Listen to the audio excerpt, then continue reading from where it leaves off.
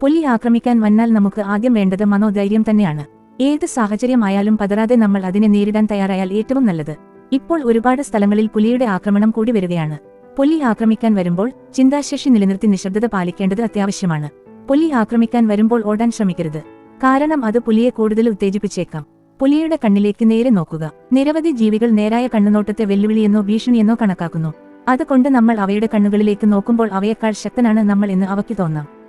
കൈകളെ ഉയർത്തി ചട്ടകൂറ്റം കൂടുതലായതായി തോന്നിക്കുന്ന വിധം ശരീരം വലിയത പുലിയുടെ കാണിക്കുക. ഇതും അവയുടെ ആക്രമണത്തിൽ നിന്നും രക്ഷ നേടാൻ സഹായിച്ചേക്കാം. കൂടാതെ ശക്തമായി ആവർത്തിച്ച് ഉച്ചത്തിൽ നിലവിളിക്കുന്നതും പുലിയെ ഭയപ്പെടുത്താൻ സഹായിക്കാം. ആക്രമണം അവിഭാഷ്യമാണെങ്കിൽ കൈവശമുള്ളതെല്ലാം, അതായത് കല്ല്, ലാടി, ബാഗ് ഉപയോഗിച്ച് ശക്തമായി പ്രതിരോധിക്കുക. അവയുടെ മുൻപിൽ മുഖം തിരിഞ്ഞു പോകരുത്. പിൻവാങ്ങുമ്പോഴും മുഖം പുലിയിലേക്കാണ് നോക്കേണ്ടത്. അവയെ നമ്മുടെ കയ്യിൽ ഉള്ളവ വെച്ച് നേരിട്ട ശേഷം അവയ്ക്ക് ഒന്നും ചെയ്യാൻ കഴിയില്ല എന്ന് ഉറപ്പുവരുത്തിയ ശേഷം മാത്രം പിൻവാങ്ങുക. ഇല്ലെങ്കിൽ പുലി പുറകിൽ നിന്നും ആക്രമിക്കാൻ സാധ്യത ഏറെയാണ്. പ്രതിരോധത്തിന് സജ്ജനാകുമ്പോഴും ആദ്യം ശ്രമിക്കേണ്ടത് പുലിയെ തുരത്താനുള്ള മാർഗങ്ങളാണ്.